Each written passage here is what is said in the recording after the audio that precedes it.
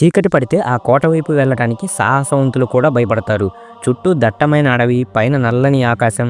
కానీ ప్రతిరోజు తెల్లవారుజామున 4 గంటలకు ఆ కోటలోని పురాతన శివాలయం తలుపులు ఎవరో తీసిన శబ్దం వినిపిస్తుంది. ఆలయ పూజారి ఉదయం వచ్చి తలుపులు తీసేసరికి అక్కడ లింగం పైన ఎవరో అప్పుడే పూజ చేసినట్లుగా తాజా పూలు, చందనం కనిపిస్తాయి. అసలు ఎవరైనా రక్షణ వ్యవస్థలో ఉన్న ఆ కోటలోకి ఎవరికీ తెలియకుండా ఎలా వెళ్తున్నారు? అక్కడి ప్రజలు గజగజ వణుకుతూ ఒకే పేరు చెప్తారు, అతనే అశ్వత్థామ. మహాభారత కాలంలో కృష్ణ పరమాత్మ ఇచ్చిన శాపం వల్ల ఇప్పటికీ చావు కోసం వెతుకుతూ మన మధ్య తిరుగుతున్న ఆ ద్రోణ కుమారుడు నిజంగానే అసిర్గఢ్ కోటలో ఉన్నాడా? ఈరోజు మనం ఒక అంతు చిక్కని రహస్యాన్ని ఛేదించబోతున్నాం. వీడియోని చివరి వరకు చూడండి, ఎందుకంటే అశ్వత్థామను చూశామని చెప్తున్న ప్రత్యక్ష సాక్షుల మాటలను మనం చర్చించబోతున్నాం. ఈ కథ అర్థం కావాలంటే మనం 5000 ఏళ్ల వెనక్కి వెళ్ళాలి. కురుక్షేత్ర యుద్ధం ముగింపు దశకొచ్చింది. తన తండ్రి ద్రోణాచార్యుని మోసంతో చంపారన్న కోపంతో అశ్వత్థామ రగిలిపోతున్నాడు. ఆ కోపంలో ఆయన పాండవ వంశాన్ని నాశనం చేయడానికి బ్రహ్మశిరో అస్త్రం ప్రయోగిస్తాడు.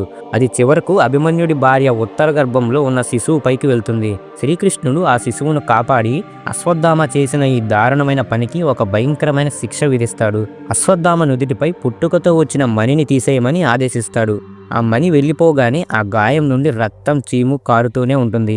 నువ్వు మరణం కోసం 1000 ఏళ్లు ప్రార్థిస్తావు, కానీ మరణం నీ దగ్గరకు రాదు. కలియుగం అంతమయ్యే వరకు నువ్వు ఒంటరిగా ఈ సమాజానికి దూరంగా కుళ్ళిన శరీరంతో అడవుల్లోనే తిరుగుతూ ఉంటావు అని శపించాడు. 5000 ఏళ్లుగా మానని గాయంతో ఒక మనిషి బ్రతకడం సాధ్యమేనా? కానీ అసిర్గఢ్ ప్రజలు సాధ్యమే అంటున్నారు. మధ్యప్రదేశ్లోని ఈ అసిర్గఢ్ కోటలో గుప్తేశ్వర మహాదేవ ఆలయం ఉంది.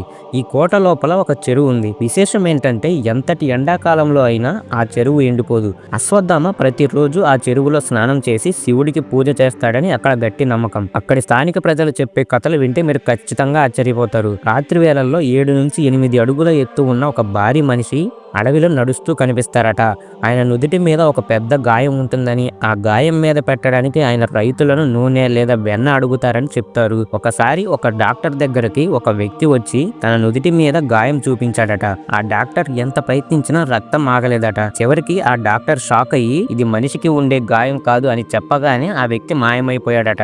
సైన్స్ పరంగా చూస్తే మనిషి గరిష్టంగా 120 ఏళ్లు బ్రతకగలడు. కానీ మన పురాణాల్లో చిరంజీవులు అనే కాన్సెప్ట్ ఉంది. అశ్వత్థామతో పాటు హనుమంతుడు, పరశురాముడు వంటి వారు కూడా ఉన్నారు.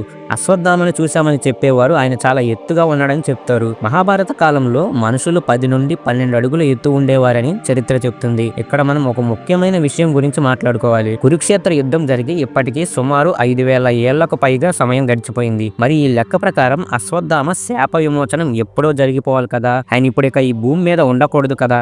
కానీ ఇక్కడే ఒక ఆసక్తికరమైన విషయం ఏంటంటే మహాభారతం ప్రకారం శ్రీకృష్ణుడు అశ్వత్థామను 3000 ఏళ్ల పాటు అడవుల్లో తిరగమని శపించాడని ఉంది. 3000 ఏళ్లు పూర్తయిన తర్వాత అంటే అశ్వత్థామకు శాప విముక్తి కలిగింది. ఆ తర్వాత ఆయన తన శేష జీవితాన్ని హిమాలయాల్లోని అత్యంత రహస్యమైన గుహల్లో తపస్సు కోసం కేటాయించారు. కల్కి అవతారం ధర్మస్థాపన కోసం వచ్చినప్పుడు అశ్వత్థామ తన తపస్సు విడిచి బయటకు వస్తాడు. అప్పటి వరకు ఆయన మన కంటికి కనిపించకుండా రహస్యంగానే ఉంటారు. అసిర్గఢ్ కోటలో ప్రతిరోజు ఆ శివలింగం మీద కనిపిస్తున్న పూలు ఎక్కడివి? ఆ రహస్యం ఇప్పటికీ ఎవ్వరికీ తెలియదు.